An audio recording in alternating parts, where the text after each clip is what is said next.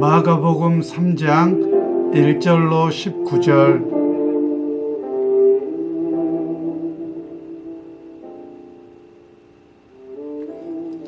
예수께서 다시 회당에 들어가시니 한쪽 손 마른 사람이 거기 있는지라.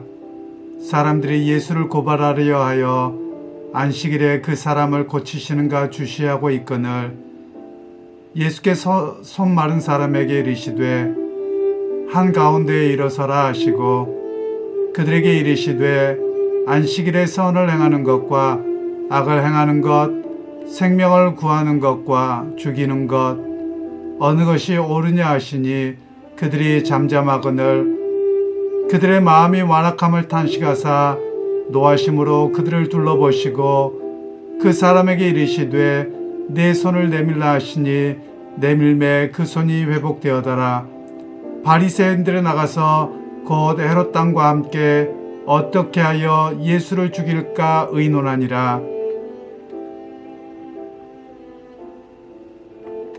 예수께서 제자들과 함께 바다로 물러가시니 갈릴리에서 큰 무리가 따르며 유대와 예루살렘과 이두메와 요단강 건너편과 또 두로와 시돈 근처에서 많은 무리가 그가 하신 큰 일을 듣고 나오는지라. 예수께서 무리가 에워싸 미는 것을 피하기 위하여 작은 배를 대기하도록 제자들에게 명하셨으니 이는 많은 사람을 고치셨으므로 병으로 고생하는 자들이 예수를 만지고자 하여 몰려왔음이더라. 더러운 귀신들도 어느 때든지 예수를 보면 그 앞에 엎드려 부르짖어 이르되 당신은 하나님의 아들이니이다 하니 예수께서 자기를 나타내지 말라고 많이 경고하시니라. 또 산에 오르사 자기가 원하는 자들을 부르시니 나아온지라. 이에 12를 세우셨으니 이는 자기와 함께 있게 하시고 또 보내사 전도도 하시며 귀신을 내쫓는 권능도 가지게 하려 하심이로라. 이 12를 세우셨으니 시몬에게는 베드로란 이름을 더하셨고 또 세베대의 아들 야고보와 야고보의 형제 요한이니 이 둘에게는 보아너게 곧 우레의 아들이란 이름을 더하셨으며 또 안드레와 빌립과 바돌로메와 마테와 도마와 알페오 아들 야고보와 및 다데오와 가나나인 시몬이며 또 가룟 유다니 이는 예수를 판자더라.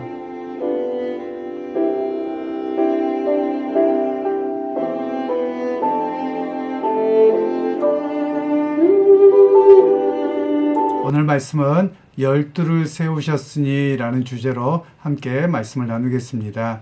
오늘 1절에서 7절 말씀에는 이제 예수님께서 다시 회당에 들어가셨습니다. 그랬더니 사람들이 한가운데 한 손 마른 사람을 그쪽에 세워두시고 예수님께서 어떻게 행하냐 이렇게 구경하고자 또 예수님을 책잡고자 했던 그런 내용이 나옵니다. 우리가 일반적으로 누군가가 나를 넘어뜨리려고 하고 일부러 어떤 상황을 만들어 놓은 것을 낌새를 차렸다고 하면 어떨까요? 그러면 그 상황을 모면하고자 그리고 피하고자 했을 것입니다.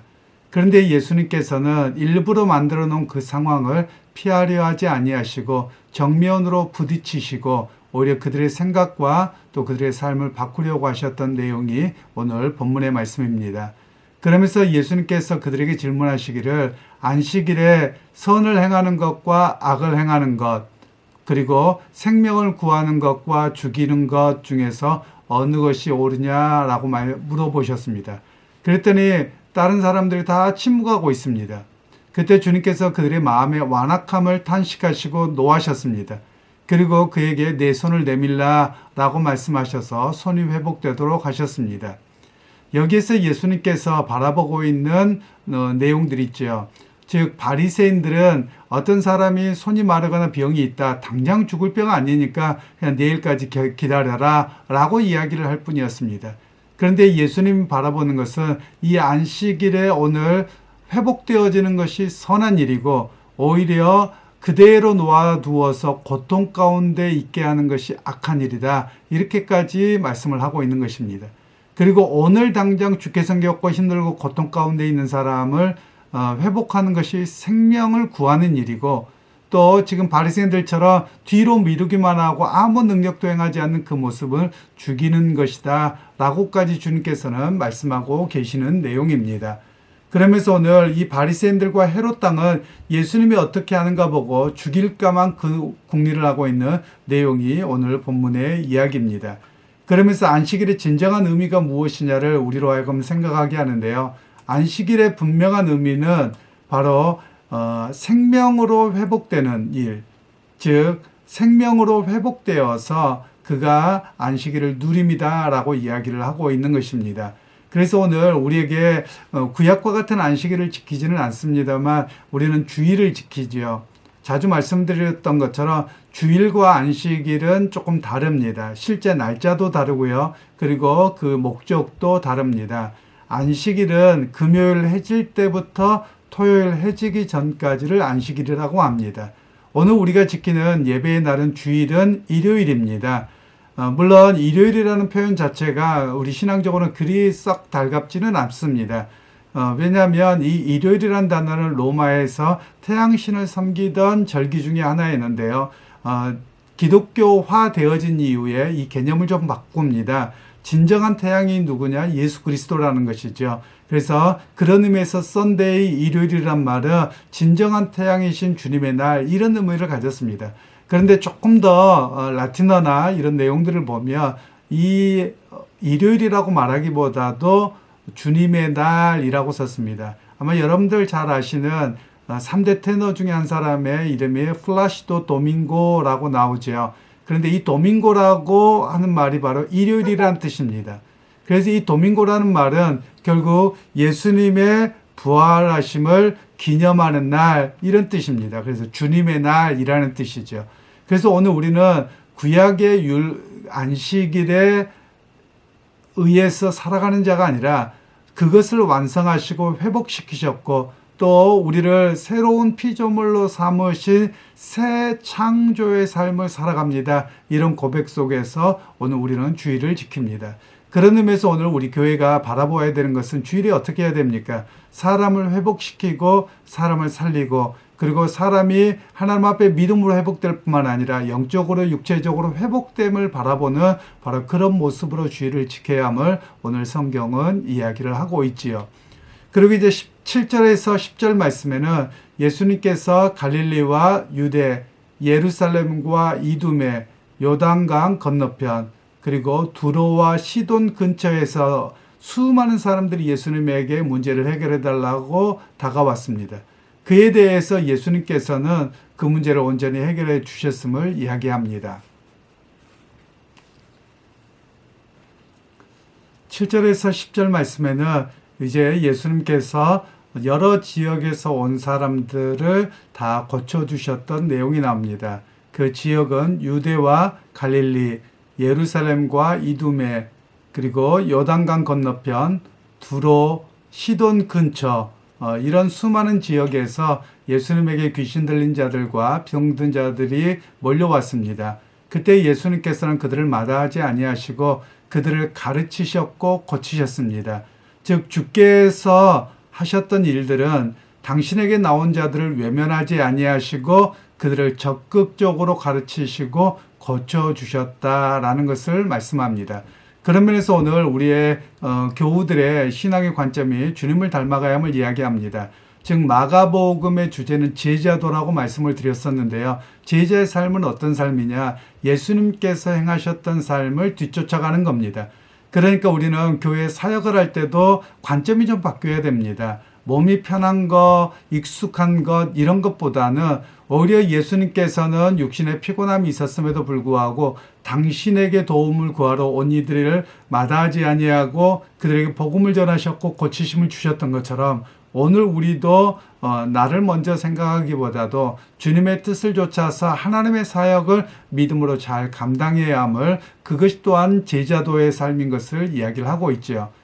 또한 그 기적의 현장에서 하나의 사건이 발생했는데 귀신 들린 자들이 당신은 하나님의 아들입니다 라고 이야기합니다. 그랬더니 예수님께서 그들을 꾸짖으면서 말씀하지 말라고 경고하셨습니다. 그러면 왜 그러셨을까요? 그 이유가 있는데요. 당시의 유대적 배경에서는 예수님에 대한 기대, 즉 메시아에 대한 기대가 오늘 우리가 아는 기대와는 좀 달랐습니다. 즉 그들은 예수님을 어떻게 여기기를 원했느냐면, 메시아를 어떻게 여기기를 원하느냐면 자기의 문제 해결해 주시는 분 또는 정치적인 메시아를 그들은 이해하고 있었습니다. 그러니까 예수님께서 이런 놀라운 기적들을 행하시는 모습을 보면서 사람들은 예수님에 대한 오해를 갖습니다. 예수님의 정체성을 알고 누구인지를 알기보다도, 즉 구원하기 위해서 오신 주님이라기보다도 우리 문제만 해결해 주시는 분 또는 정치적인 메시아, 이런 개념으로만 이해하려고 했던 것이죠. 바로 그에 대해서 주님께서는 사람들이 그렇게 왜곡되도록 자기 마음대로 생각하지 않도록 오히려 귀신들의 소리를 제어하셨던 내용이 오늘 본문에 나옵니다. 그런 면에서 오늘 우리도 예수님에 대한 이해를 바르게 가져야만 합니다. 물론 처음에 예수 믿으러 나올 때는 내가 지금 갈급해서 나오는 것이 맞습니다. 그런데 거기에서만 멈춰서는 아니 됩니다. 갈급함으로 주님 앞에 나와서 내 문제가 해결될 때 문제 해결의 중심이 아니라 그 문제를 해결해 주신 분이 누구인가를 만나는 것이 중요합니다. 그 문제를 해결해 주신 분이 우리의 영혼까지 구원하실 예수 그리스도입니다. 이 고백으로 우리가 온전히 서고 그 주님을 만나야 됨을 성경은 이야기를 하고 있습니다. 이제 13절에서 19절 말씀에는 주님께서 12명의 제자를 수많은 사람들 중에서 택하여 세우셨다라고 하면서 그 사람들의 명단이 나옵니다. 그러면 왜 이렇게 12명의 제자를 부르셨을까라는 이해를 좀 할 필요가 있는데요. 12이라고 하는 숫자는 이스라엘 백성들에게는 굉장히 중요합니다. 12지파라는 개념으로 우리가 추측을 할 수 있는 것인데요. 그래서 이스라엘 백성들은 하나님의 백성으로의 12지파가 이루어졌었습니다. 그런데 오늘 성경은 이제 과거의 민족이나 또는 실질적인 지파의 얽매인 자들이 아니라 12라는 숫자, 상징적인 숫자만을 가져옴으로써 하나님의 새 지파들, 결국 새 백성들에 대한 이야기를 하고 있습니다. 여기에서 한 가지 기억할 필요가 있습니다. 예수님께서는 12지파라고는 개념 속에서 택하실 때 제자들을 지파에서 한 사람씩 택하신 게 아닙니다. 또 실제로 10지파는 있지도 않았었고요. 그냥 상징적인 숫자로만 12를 부르심으로 말미암아 이제 새 시대의 새 지파들, 새 시대의 새 백성을 주님께서는 세우시겠다, 또 새 공동체를 세우시겠다, 이렇게 말씀하는 것입니다. 그러면 새 백성, 새 공동체가 누구입니까? 바로 교회를 이야기합니다. 그래서 교회라고 하는 것은 이제 이스라엘 백성들이 12지파로 부름받아서 그들이 가나안 땅을 향해 광야의 삶을 살아갈 때 하나님을 의지하고 갔던 것처럼, 물론 그들이 실패했죠. 오늘 우리에게는 이제 참 우리의 구원자이신 예수 그리스도를 만나고 성령을 보내셔서 하나님의 말씀을 의지하고 살아가는 새 백성, 새 인류, 새 지파요, 새 교회로 부르셨음을 오늘 성경은 이야기를 하고 있습니다. 그런 면에서 주님께서는 어떤 새 백성의 삶을 보이셨습니까? 나중에 제자들에게 동일하게 하나님의 말씀을 증거하게 하셨고 귀신들을 내쫓게 하셨습니다. 그리고 사람들이 묶인 것으로부터 자유케 하셨습니다. 그래서 새 백성, 새 지파는 어떻게 살아갑니까? 오늘 눈앞에 보이는 수많은 삶의 무거운 짐들에 묶이거나 눌리지 않는 것입니다. 즉 오늘 앞에 보았던 것처럼 귀신 들린 자, 병든 자 그 자체도 문제이지만 눌림의 문제이거든요. 그것에 쩌들어 있는 것입니다. 그것만 바라봄으로 고통 가운데 있었던 것이죠. 그것으로부터 해결이 바로 구원의 역사였다라는 것입니다. 그래서 오늘 성경에서 제자의 삶은 어떤 삶이냐? 바로 눌려있던 것으로부터 자유함입니다. 걱정과 두려움으로부터 해방을 얻는 것입니다. 그래서 오늘 우리가 복음의 역사는 어떤 역사입니까? 여러분, 제가 우스갯소리로 이야기를 하기도 합니다만 병자들이 다 나았습니다. 그런데 나았고 영원히 살았습니까? 죽었습니까? 그들도 결국은 죽었습니다. 그러니까 나음 그 자체가 문제가 아니라는 거예요. 문제가 해결돼도 또 문제가 생기거든요. 그러니까 문제 해결과 나음 그것만을 바라보는 것이 아니라 그것을 해결해 주시는 주님을 의지하고 살아감을 우리에게 말씀하고 있습니다. 그게 자유함입니다.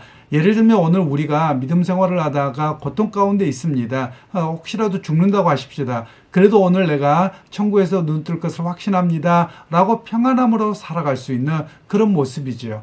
또 때로는 오늘 우리가 삶의 무게가 우리를 짓누를 수도 있습니다. 그런데 그것으로 인해서 우리의 영혼까지 피폐될 정도가 되어서는 아니 됩니다.